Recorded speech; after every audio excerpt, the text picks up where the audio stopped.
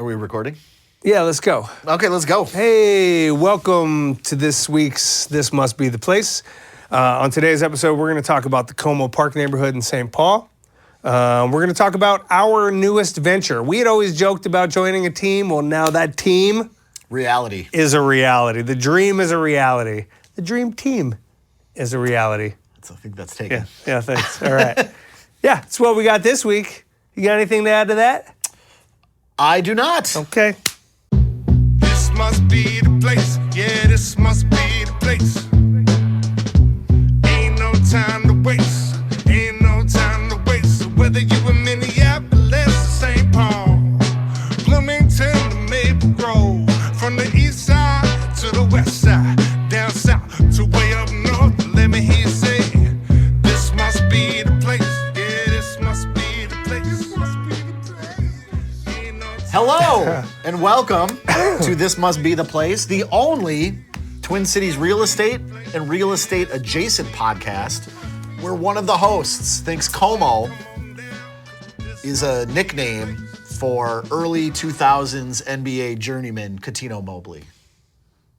So dumb. No Como. It's a niche. It's There's one person that'll- Cuttino Mobley. Como. I get it. Okay, so Yeah, the Cuttino Mobley, Como. Mo. That's what you called Cuttino Mobley. Was that his nickname? No, Como? No. I just 'Cause I know- I made it up. The Timberwolves had slow-mo. Kyle Anderson. Yes. Cuttino Mobley, one of the coolest names you'll ever hear. Right? I like God. I'm partial to God Sham God. God Sham God, for those out there. That's a real human's name who played And there's basketball. I believe there's at Rhode Island. yeah, and there's a move. Now, the Sham God, The yep. Sham God is the reverse snatch crossover. Correct. Yeah, man. He was like a legend. yeah, and I think he wound up playing for the Harlem Globetrotters when all was said and done. That But- just goes to show you how tough professional sports are, because he was like a legend and he couldn't even make it in the NBA longer than a year or two. Making the NBA is, obviously it's about skills, but it's also about knowing your role, playing your position, Like slow-mo, Kyle Anderson, man. not the ultimate. changing your name to a Muslim name in the 90s. Remember that guy? Mahmoud Abdul-Rauf. Yeah, he was an incredible point guard. He was Chris Jackson. Chris Jackson was Incredible. legit, and they blackballed him, man. They Yeah. Colin Kaepernicked him before Colin Kaepernick was Colin Kaepernick. He went to LSU. Yeah. So, you got to play your part, man. Corporate America. You know, it's what we do at Coldwell Banker. We play our part. We know We fit in. Exactly. We thrive in our lane, and we know what our lane is. What's our lane? Our lane is being everything to everyone All the time. all the time. Whatever you need, whenever you need it. Yeah, man. We've got it, and we'll be there. I thought it was just keeping it real, Keeping it real. or A1 since day one. I like that. That used to be Anthony Edwards' nickname back when he had number one. A1 since day one. Yeah, because his first 2 years in the league, he was Okay. number one. Now he's All number right. 5. A5 since day 5. Since day That's stupid. 5. It doesn't work as No, well. But No, yeah, anyway, Cuttino Mobley, Como. I thought it'd be a nice segue that's a wonderful segue into Neighborhood Watch. into Highland Park. Yeah.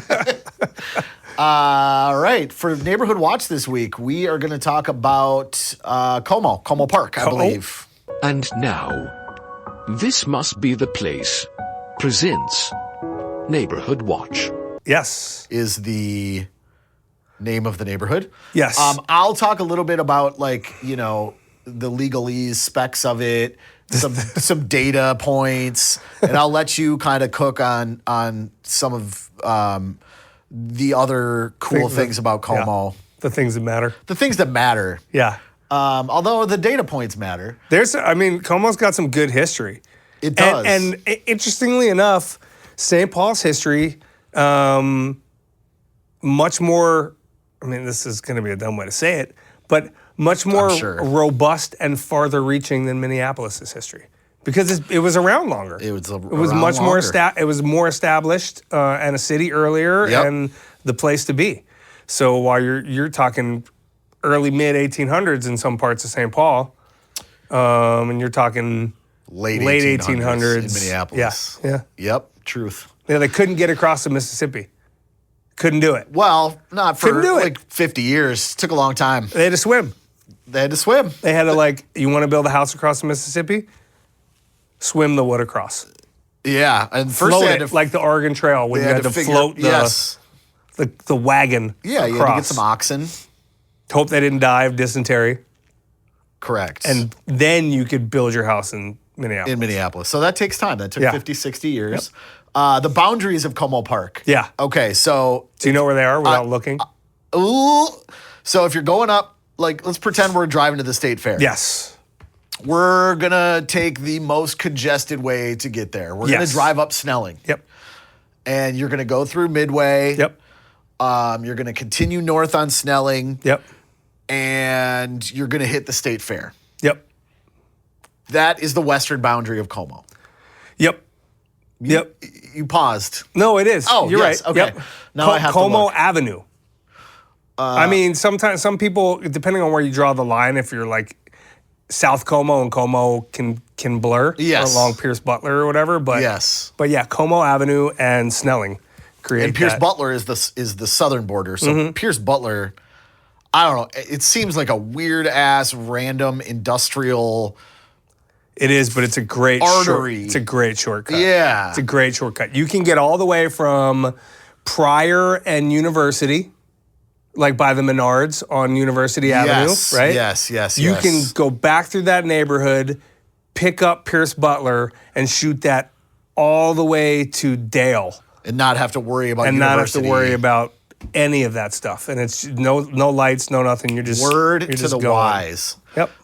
If you're going west to east, you've got Dale Street on the east. So everybody probably knows Snelling and Dale run north-south. So from west to east, Como goes from Snelling to Dale. And Yep. then on the north side, you've got Larpenteur, which Yep. is essentially Roseville, right? Yes, but Or Falcon Heights. yeah, so that's where it gets a little interesting. So you have visually, if you guys are watching this, you can see it better. But if you're on Snelling and Larpenteur, technically you're not in Como, you're in Falcon Heights. So Hoyt, I believe, is the cutoff on the Snelling side, and Hoyt runs east towards Dale until Hamlin, and then turns north and links up with Larpenteur. That little from Hamlin to Snelling along Hoyt and north is actually Falcon Heights. So there's that little weird chop out of the northwest corner of Como that's not Como. All It's right. a little interesting tidbit. Yeah, that is It's around where interesting. Max Fish and Chips would be, Yes. which I didn't mention in this, but I'll mention that because that's Do you know I've never had Max Fish Dude, and it's Chips? so good. Are they like legit? legit Of good. course, it's a shop named I after itself. love but- like or a fish and chip shop. foodie places or whatever, Yeah. bro. It kills every fish and chips place. Really? Anchor Bar doesn't hold a candle to it. Really? Like, no, it's good, man. There's multiple Macs though, right? There are 'Cause there's one in multiple- Minneapolis. Yeah, there was one on Snelling in Matt Groveland. That's word? now the Nashville Coop that went out of business, and I'm so mad it went out of business. Nashville Coop's great, Yeah, but Nashville Max Fish Coop's and Chips good. is the bomb. Love it. I mean, Go. It's a hole in the wall. Go. you do malt vinegar, right? You I gotta don't. do. My wife does. Oh yeah, I do a lot of malt vinegar. I'm a ketchup man. Surely you jest. No, I don't. Oh God. I don't. I'm sorry. Okay. Well, It's got to be you're- real fish sticky for me to like it, but it's good ass. Oh yeah, you're not a fish and guy. it's got the thick, coarse sea salt on it for I the right love amount it. of crunch. They give saltwater taffy with each purchase. The chips are great. I can't. I don't we're- know if I'm going to be able to recover from you eating ketchup with fish and chips. I'm sorry. Oh, I eat boy. ketchup on cheesesteaks. I eat ketchup on Oh everything. God. Do you know I haven't voluntarily eaten ketchup since 1998? Why would you do that? Because I hate ketchup. Really? You hate Heinz ketchup? Hate it. On a burger? Hate it. Oh, On a burger? I haven't had. I say voluntarily because a couple times I've accidentally consumed ketchup, but I haven't voluntarily eaten it since 1998. That's. I I'm sorry despise for it. you. Oh, okay. Back to Como. Yes, Como. Okay. We have established the location. Again, if you're at the state fair, Larpenteur just and Dale, look two. east. Median home price in the neighborhood of Como it's kind of a value. It is $323,000. Yes, it can vary quite a bit. Sure. I've gotten this spring outbid on multiples for way above that price range.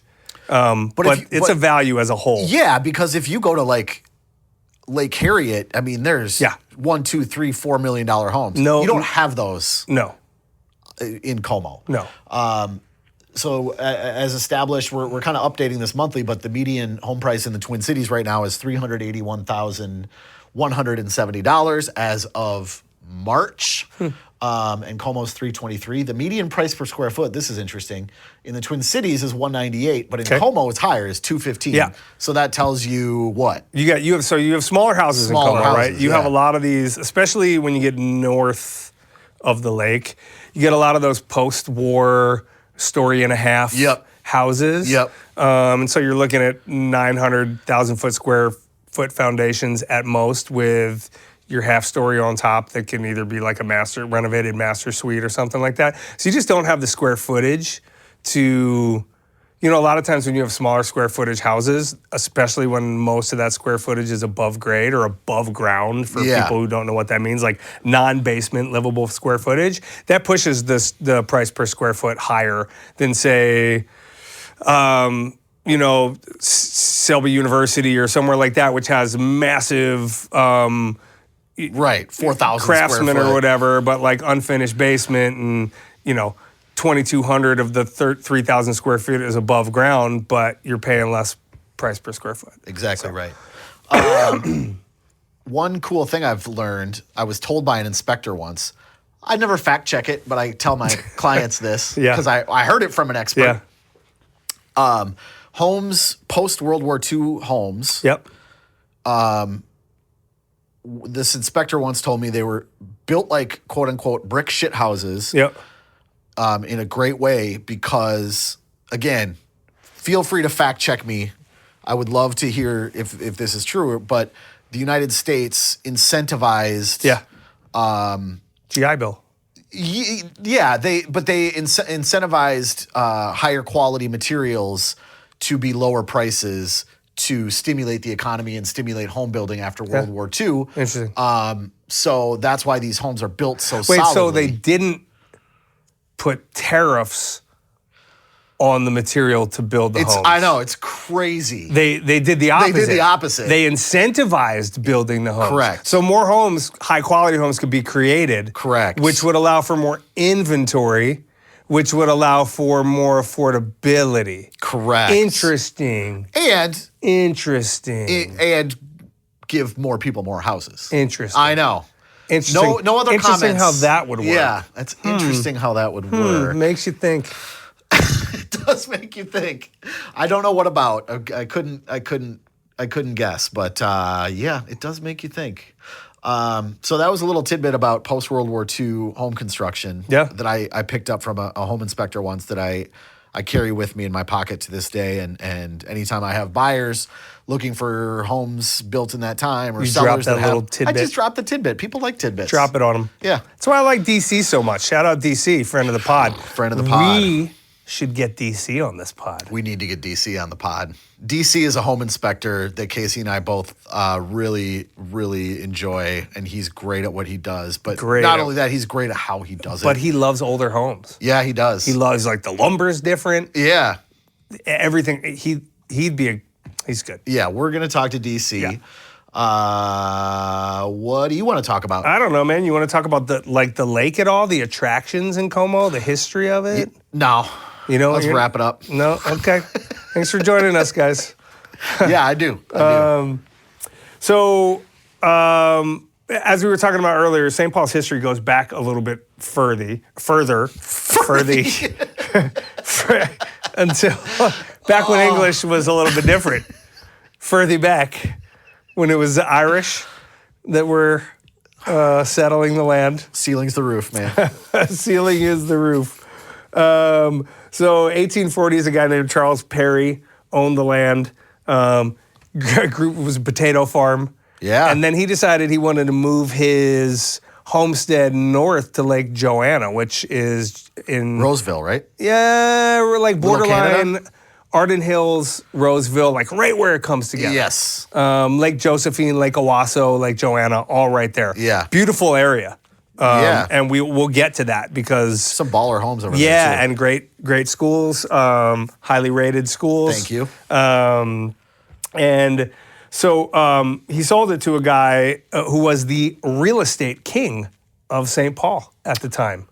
And that guy's name was Henry McKenty. And he basically developed Como and sold it after rebranding or renaming the lake, which wasn't Como at that time, after Como Lake in the Alps. That's right. Which Italy. is a famous, very famous lake in Italy. No doubt you've seen it in one of a million movies that use Europe as a setting. Yeah, And it's lake always settings. on like posters in home bars. Like you'll have like, some. What's the Apple show with the morning, Good Morning or the Morning Show? It had Steve Carell and Jennifer Aniston in the first two seasons or whatever. Now it's got Reese Witherspoon. My ex-girlfriend watched it. Yeah, Steve. AKA my wife. Yeah. Steve Carell, when he was hiding out after some stuff, was Lake Como. And if you're a fan of Band of Brothers, HBO, one of the greatest miniseries of all I did time. watch it years ago. They have an episode that takes place around Lake Como after the war is over, after Hitler offs himself. I love that. I rewatch that once every couple years. It's probably a good. I own the box set on It's probably a really DVD. good rewatch, especially because it's so old now. I haven't seen it. Yeah, in it's 20 it's so good. Spielberg Yeah. directed. Yep. Tom Hanks produced. Further back. Further back than I want to go. So, anyways, so they build up Lake Como, and then after the Civil War, what was the Civil War? 1860s. Wow! After the Civil War, they built a couple hotels on there, and then in the 1870s they turn it into a park. Yeah. It's like one of the older municipal parks. Yeah, it was a big hotel thing, like you said. Like there was a bunch of like really grand hotels on the lake around that time. That was a big deal. Harriet Como streetcar line, Yes. right? Because Harriet at that point was also like lake country, or it wasn't like part of the city. It was where like people vacation, correct? As talked about in the Kingfield episode. Yeah. And then that went all the way out to Excelsior, right? Where the Excelsior went just amusement straight park west. was. Yeah. So it all started at Como. That was like a big hub. And then around the turn of the century, they made the zoo informally. 1897, something like that, early 1900s. Do you know how the zoo started? No, talk to me. There were 3 deer that were donated. That's a hell of a zoo. That was the zoo. No joke. I got a zoo in my front yard every day. Yeah. 3 deer were donated, and that is what kicked off Como Zoo. It's probably why it was free. They're like, we can't charge for this shit. Yeah. we got 3 deer. $3.50 per person Yeah. to see the deer for 11 minutes and then get out of there. And then shortly thereafter, it started to develop Como as more of a park place destination in St. Paul, one of something they called the beauty zones or beauty areas. And so in the early 1900s, you basically have 2 lakes at Como. There wasn't just one lake. There was Right. Lake Cozy. Yes, I read this too. And Lake Como. And Cozy was a leaky piece of shit. Yep. That kept losing water. And ultimately, they were like, we're tired of shoring this up and draining it and dredging it and patching the leaks in it. So they just got rid of it. And now that is where the 18-hole golf course is. So it'd be on the northwest side of where How does Como one is get now. rid of a lake? I don't know. Well, if it's a leaky lake, they just They just let it wait go. for it They just to- let it go. Sure. So did you know even further back?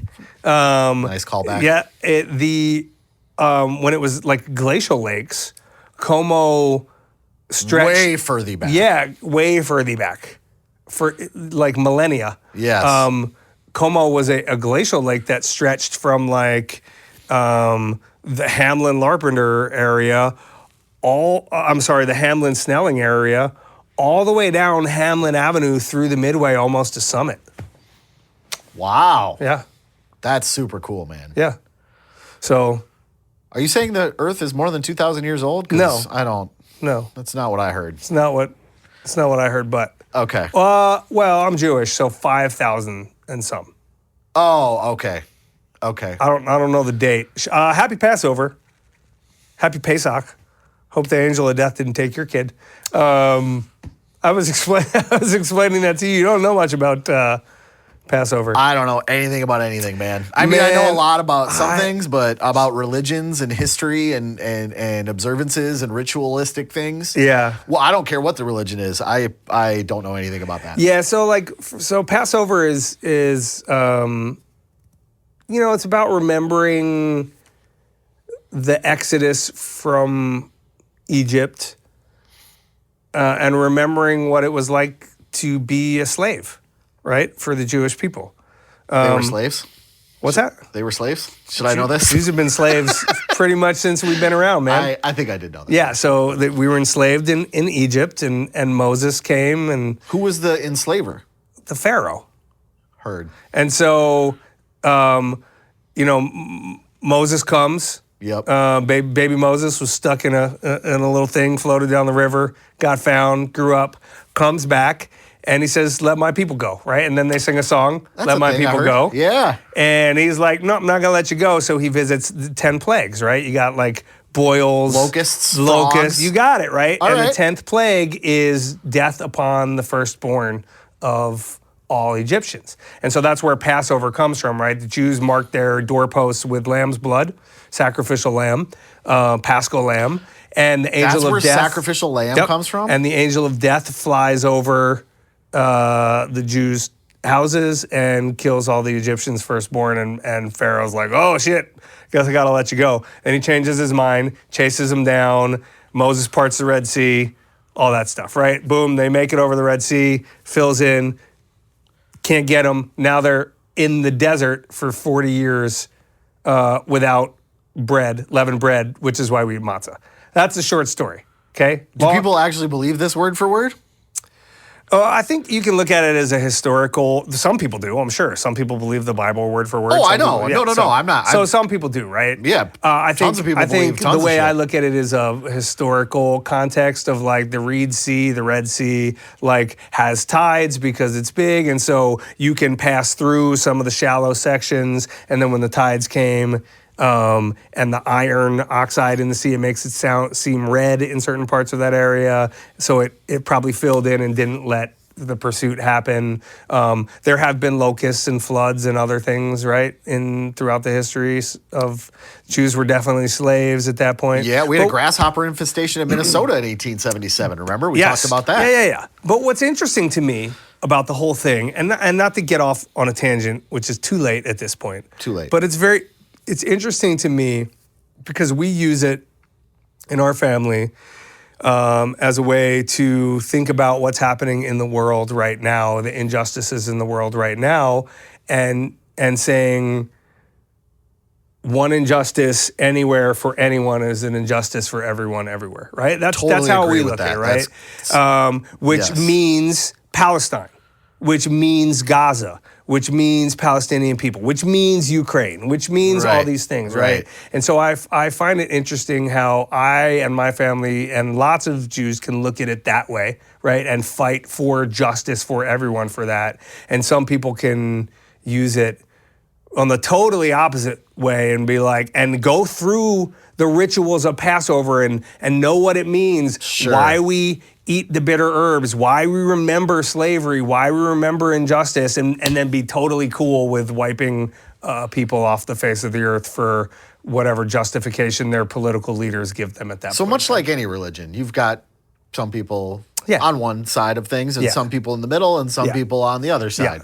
But Passover just brings that into focus for me at this time of year. Got it. Probably like, Easter might for people with the, Exactly. with the Exactly. renewal of spring and hope and whatever, and other people use it for other justifications. So happy Passover, happy Easter to people. We call it Peaster because we do both in my family. I occasionally call it Zombie Jesus Day to irritate my mother. Okay. Zombie Jesus Day is Mission pretty good. accomplished. Yeah. I also wanted to say that on Monday's episode of The Daily Show, Jon Stewart made a comment about how he accidentally celebrated Purim instead of, and everybody laughed. So I thought I was like, oh, that's probably funny. I don't know what it means. Purim is like... I don't even know what that is. I've heard of it. I mean, it's where you eat the three-sided cookies, the Hamantaschen. That's all I really remember it for. Sounds good. Yeah, it's a festival of some sorts. Yeah, the studio audience. I'm not a real devout Jew, you know what I mean? So back to Como. Back to Como. So early 1900s, 1920s, 1940s, they put a lot of roads in. They had the Japanese garden. I'm sorry, they didn't have the Japanese garden. They had the Arboretum. Or the Conservatory, thank you. It's built not the in Arboretum. 1915. Yep. So it's really becoming this destination. They have ball fields that they start to build up and picnic grounds. And then the automobile comes along and they're like, we got to get roads in here, right? So they put roads in throughout. And then all of a sudden in the 50s, that's when they kind of, the zoo's grown up a little bit, but it's really congested. It's got 6 deer now. Yep, it's got 6 deer, but they're like, we got to get rid of it.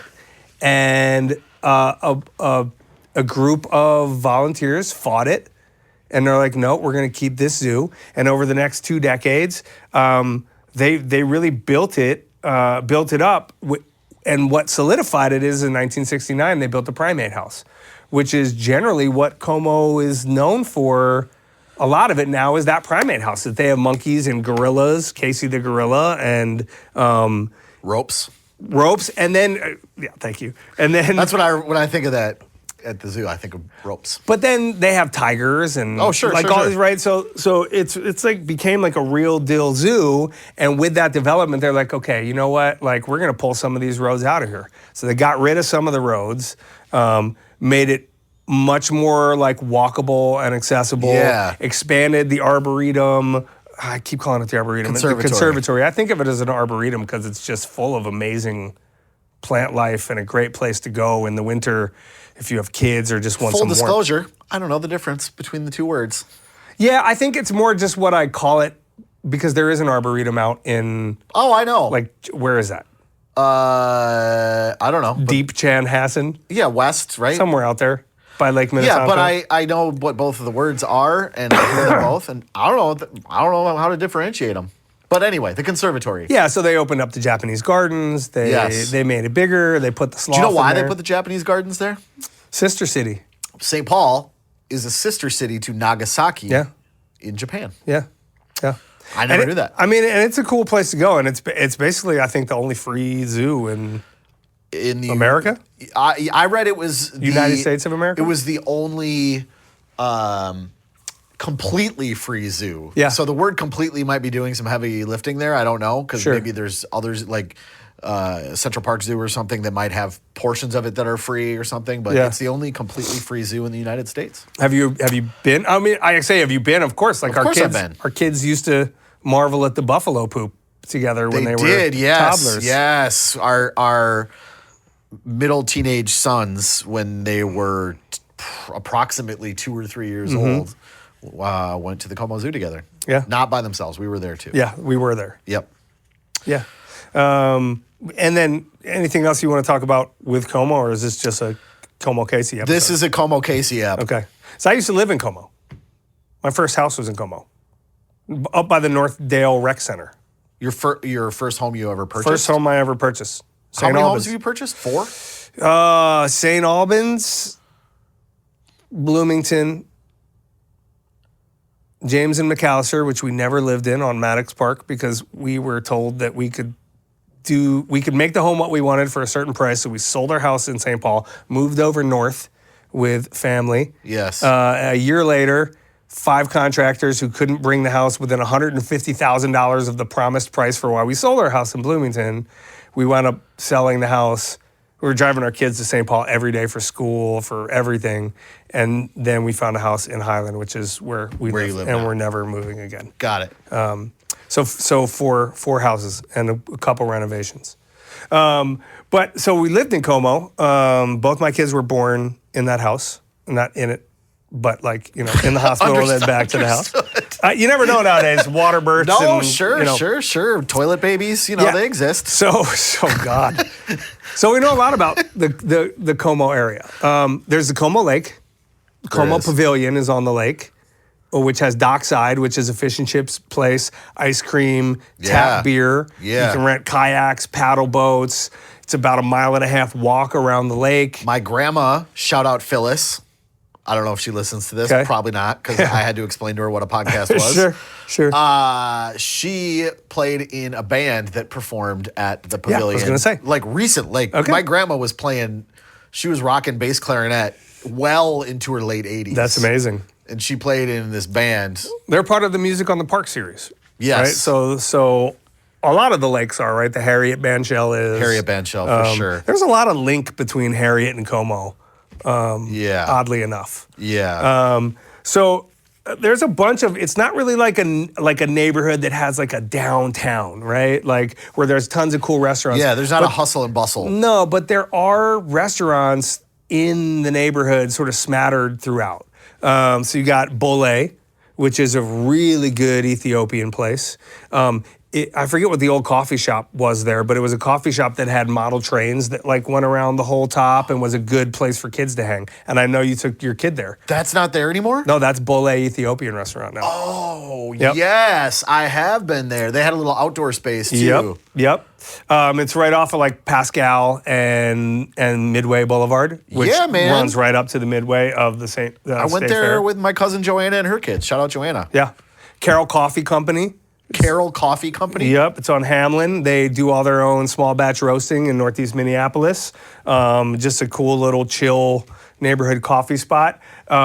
If you've ever watched anything on Hulu that has ads, yes, you are a victim of or witness to, depending on how much you like them, Nelson's Cheese Shop. Yes. I've never been. I've heard good things. It is a cool deli, man. They got hot, cold sandwiches.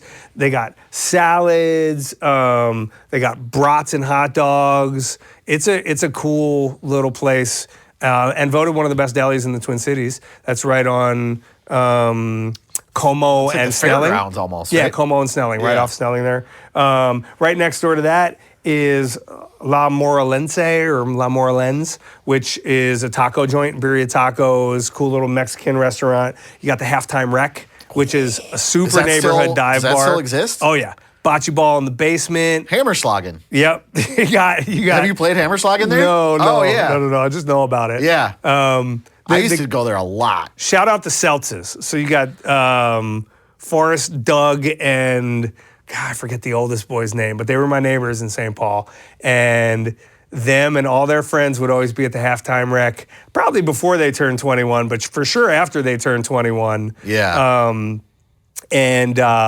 It's like good burgers, dive bar pizza. Like it's just a St. Paul dive bar. That's to be honest, great. I didn't even know they served food. I just remember it from my 20s, being there after 10 o'clock at night, closing her down. Yep.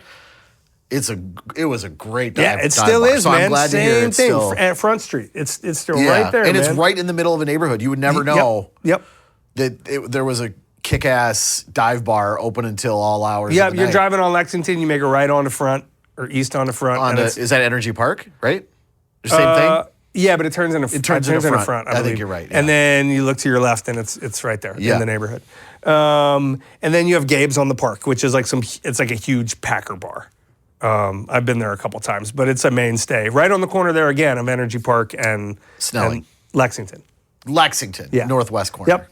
And then the only other thing that I have really about Como is there's this stretch right around the south side of the lake on West Como Boulevard. Yes. Where there's this stretch of 8, 9, 10 Victorian houses that line the lake that are gorgeous, man. My son's one of his best friends lives there.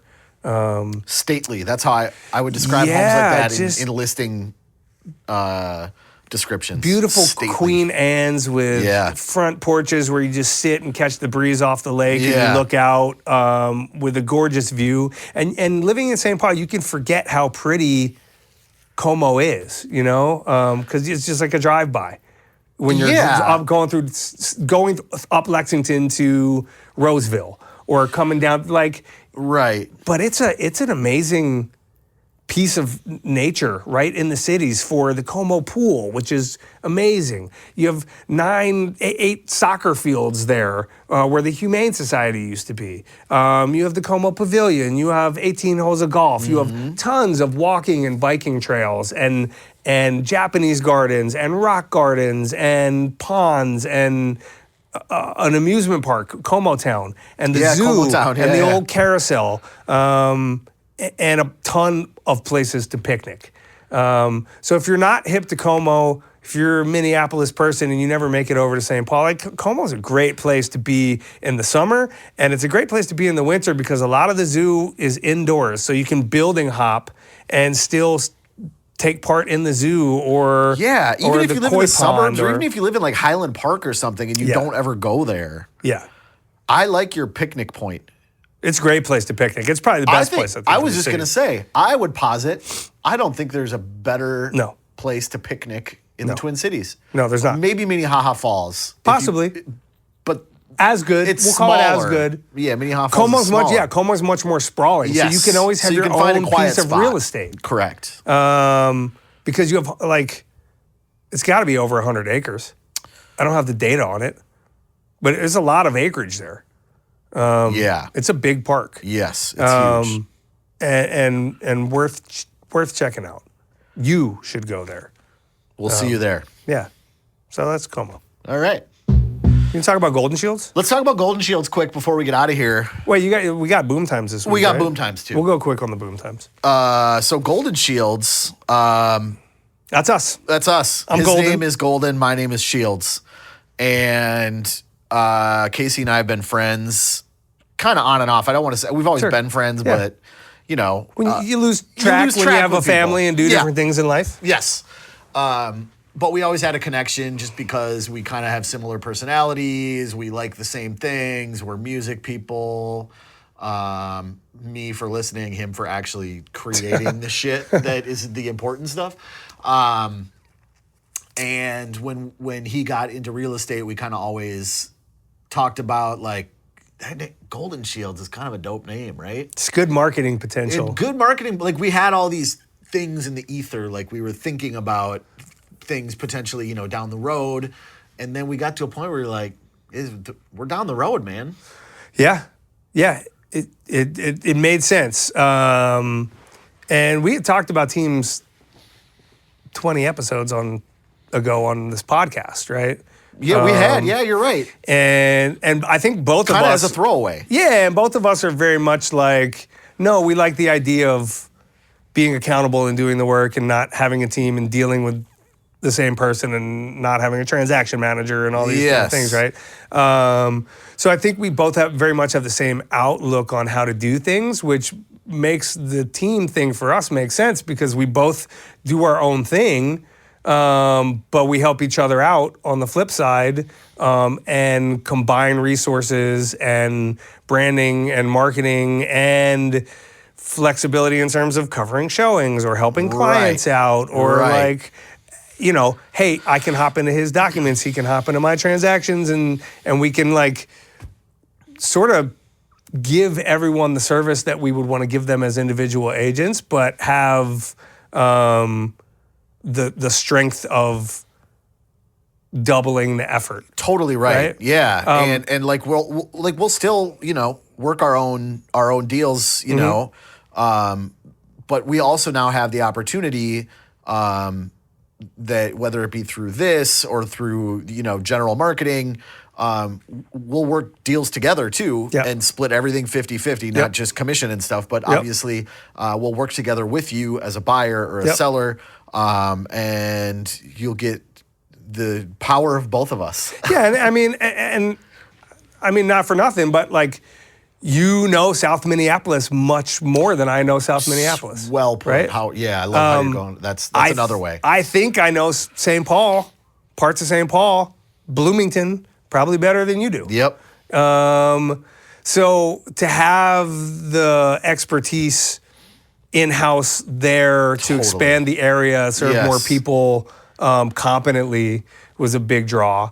And also from a relocation standpoint, we are actively do relocation, helping people move here from out of state, whether they're physicians or professionals that are moving, as Andrew's been doing for years and years and years, or whether they're moving here because they're searching for a community that aligns with their values more than where they currently live, or they're moving here for whatever political reasons they want to move here for. Like whatever reason they're moving here, we're serving people from out of state and finding that the teamwork aspect helps quite a bit because it does widen the area. It helps us stay on top of things, and for us, that's what it's really all about, is like making sure that I think that we're serving you guys as clients as best as we can.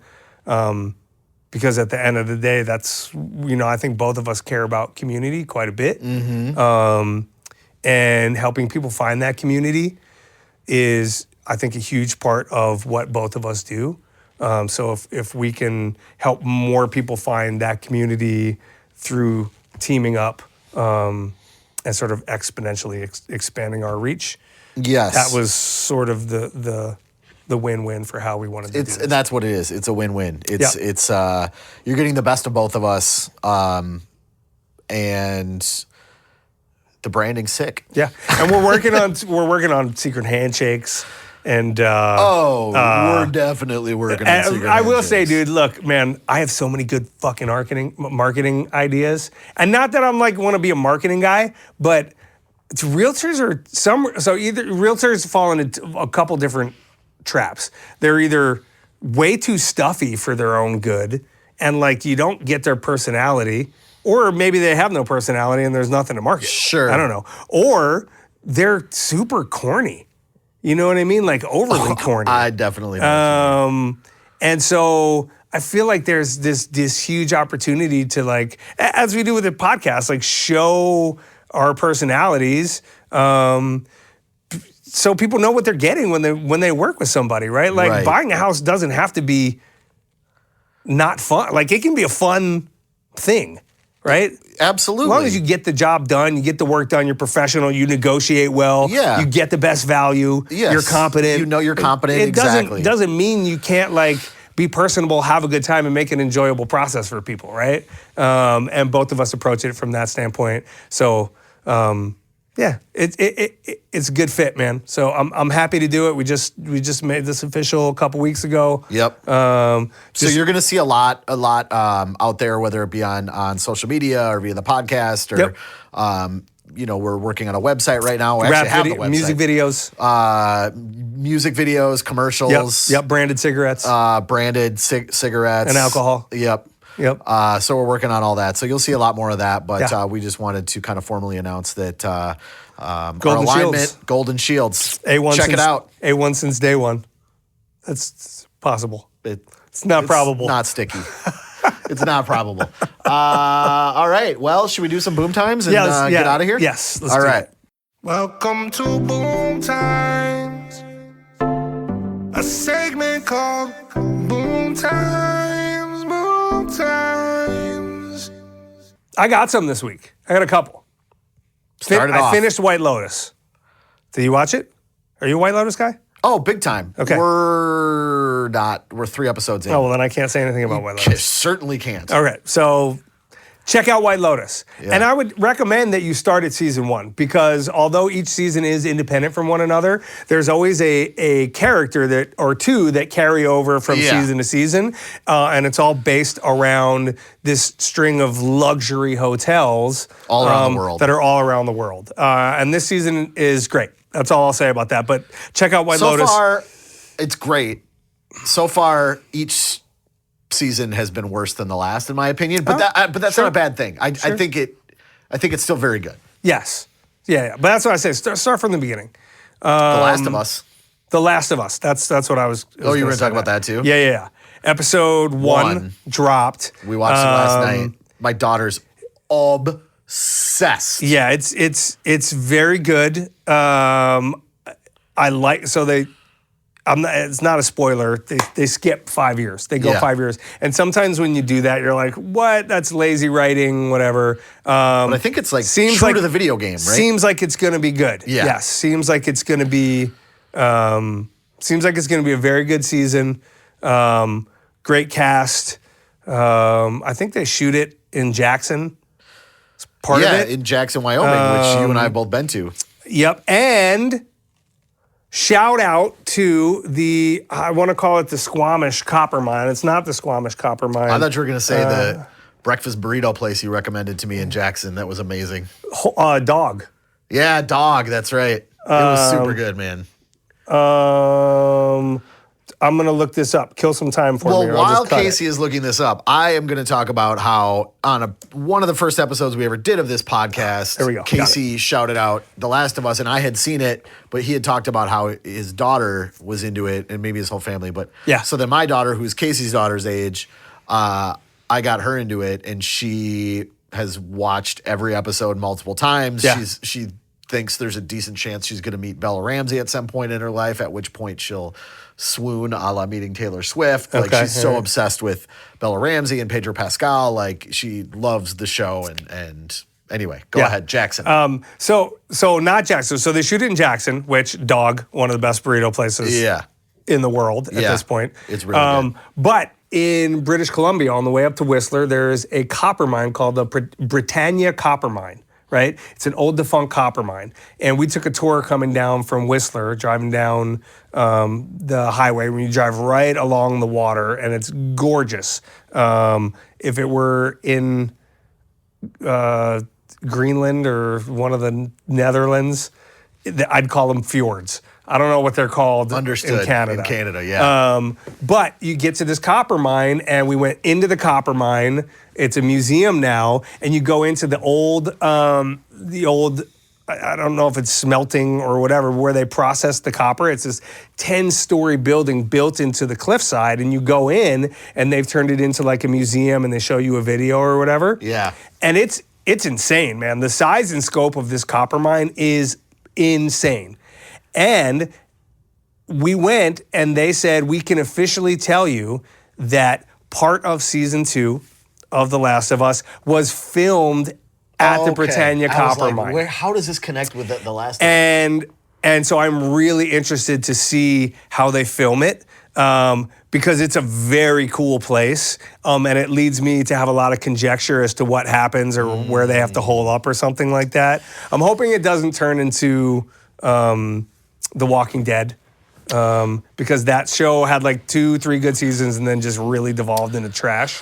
But we're not there. Like, it's still, it's we're very still. good. I mean, we're still like 10 episodes into Yeah. the entire series. But it does film part of this place in the Britannia Mine in British Columbia, outside in between Vancouver and like Squamish, or up to on the way to Whistler, and it's super cool. So I can't wait till they do that. Love so that's it. That's your boom times? That's my boom times.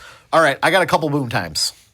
My family recently went out of town. Every spring break, they go with my wife and my kids and my wife's sister and my nephew and her parents. Everybody but and you. a friend. They go down to Cape Canaveral, Florida for spring break, and they, do Cape Canaveral things. They hang out on the beach. They watch a rocket launch, whatever. Do you remember the movie Space Camp? I'm not familiar. Oh God, you gotta watch it. Is it because you're older than me? No, it was like a weird '80s movie that had like Revenge of the Nerds. There was like the one black guy in that movie, the black nerd. Yeah. I remember he starred in it as like a kid. That's how I remember the movie. check it But it was out. about Cape Canaveral and space camp and like. Cool. And I know your son's into that kind of stuff. Yeah, he so. is. Yes, he actually just got accepted to Ace Camp, which we'll Not space talk camp. about later. No. And anyway, they go every year, and I always have to stay home, which is fine because it's my busy time of year. We have a dog, Sure. it just makes sense. I'm too busy with work. I can't be gone for a week. Yeah. During when spring market is kind of kicking off Yep. in earnest. But I'm also incredibly bored during that time because my family's not around, and I'm like, what do I do at night? So Gene Hackman recently died, as you probably know. What crazy death too. Dude, okay, for you that are still hanging on by a thread listening to this almost an hour in, It's why. So Gene Hackman's a great, great, great famous actor. In his 90s, his wife was in her mid 60s. Yeah. They lived in a nice whatever house in New Mexico or something. His wife, he's in like the throes of dementia and Alzheimer's in his mid 90s. Yep. His wife, who's 30 years younger than him, caught a hentavirus. Hentra. Henta. I thought there was an R in there. I don't think so. Either way, it's from mouse poop, and It's my wife from is mouse poop. My wife is like From convinced rodents. that's how she's gonna die. And Well, I did some research. For years. It doesn't. It's killed like a couple hundred people. we watched the Hoarders episode 20 some years ago. Yeah. And they doesn't had like happen in Minnesota. They had a blurb at the end of the Hoarders episode. Such and such. In memory of such and such who died peacefully after contracting hantavirus from cleaning out her basement. Oh Lord. I read that it usually almost exclusively happens in the Southwest of the United States. Anyway, tragic. Like you from ingesting, not You just breathe it in. You breathe Breathe it in the air. in. Anyway, she died from this. Yep. And her husband, she was like in the bathroom, and Gene Hackman is walking around for a week. With her wife, his wife's dead body From malnutrition and starvation and there was a dog dehydration in a kennel and the that dog. died. Yeah, like it's just tragic. Anyway, horrible. I've always liked Gene Hackman, but I haven't seen all of his movies. So while they were in Florida, I was like, I'm gonna fucking Gene Hackman-a-thon. Okay. So I watched like The French Connection. I'd never seen The French Connection. That was an outstanding movie. I don't usually watch like early 70s or earlier movies. Sure. But goddamn, that was great. I watched a movie that Francis Ford Coppola did in between Godfather 1 and Godfather 2 that was his like passion project. Yeah. That he said he would not do Godfather 2 if he couldn't make this, called The Conversation. Amazing movie that Gene Hackman starred in. Really like prescient for today too, because it's all about technology and how people can listen in on. Anyway, it doesn't matter. That was great.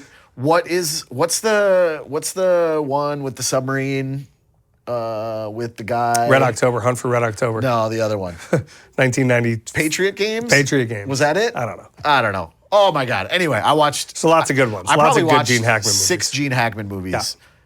Stellar. He's gonna go down as like a underrated stellar actor. Do you know that he wanted to act with Gene Wilder? He loved Gene Wilder so much from Willy Wonka. Sounds like a setup to a joke, bro. No. So when they did Young Frankenstein, he really wanted to work with Mel Brooks and Gene Wilder. Yeah. But he didn't want the credits. He's like, Gene, can you get me a small part in this movie? And Gene goes to Mel and he's like, can we get a small part? And Mel's like, yeah, he can play like this guy. And Gene was like, that's not a small part. That's a huge part in the movie. So Gene Hackman took the role, had this huge part in Young Frankenstein, but was never credited for it because he didn't want to be on the credit. He just wanted to do it so he could work with Gene Wilder and Mel Brooks because he thought it'd be fun. That's so cool. Yeah. Crimson Tide was the one I was thinking of. Okay. Yes. I watched The remember Royal Tenenbaums. I watched Great. Mississippi Burning. Great. Anyway. Yep. So yeah, go out and watch some Gene Hackman movies Yeah. when your family goes out of town for a week. Yeah. And then my only other BoomTimes is I've shouted this out in BoomTimes before, but the radio station KEXP. You know who I just saw on there? Who? Reggie Watts was on there at some point. Sure. And I'm I was sure. like, that's the station that Andrew was Yes, talking KEXP out of Seattle, but one of the, like I've said before, one of the good things about technology is you can now listen, you can stream it on an app, Yeah. KEXP Seattle. This week, they are doing 6 Degrees Week, which I'm emotionally invested in. For 7 straight days, KEXP DJs, they link every song to the one that came before it somehow. Not Kevin Bacon. Not Kevin Bacon is not related to this, but Okay. the connections can be anything at all. But guest Okay. vocals, shared musicians, samples. It's kind of like the sing-off in Pitch Perfect. I've not seen Dude, that's that hilarious. How have movie. you not seen that movie? It's 'Cause hilarious. I'm a 46-year-old Dude, male. you have children. It's hilarious. Fat Amy is a cultural icon. I've never heard of any of what Oh you're my talking God, dude. You really are. You're like more Gen X-y than me. I am. But you're younger. I know. It's weird. I'm an enigma. Yeah. Anyway, KEXP, download that app and listen to it. Give them some of your money if you have it, because they are listener funded, and they're the best radio station I've ever listened to, and they do cool, edgy, meaningful, interesting stuff that we don't have a radio station in town that does anything like that. I'm looking at you, The Current. I am shading The Current forever and have for 20 years, but that's a topic for another day. They got their collection of people they play. They're filling they're putting their box. They're filling their boxes. I will just say they could listen to KEXP and learn. They could do a lot, yeah, for sure. That's all I got. All right, man. Thanks for joining us this week. Talking to you. See you next Specifically. week. Yeah. Bye. This must be the place. Yeah, this must be the place. Ain't no time to waste. Ain't no time to waste. So whether you in Minneapolis or St. Paul, Bloomington to Maple Grove, from the east side to the west side, down south to way up north, let me hear you say, this must be the place. Yeah, this must be the place. This must be the place. Ain't no time to waste. Said ain't no time to waste. Talk to me. This must be the place. Yeah, this must be the place. This must be the place. Said come on down, 'cause this must be the place.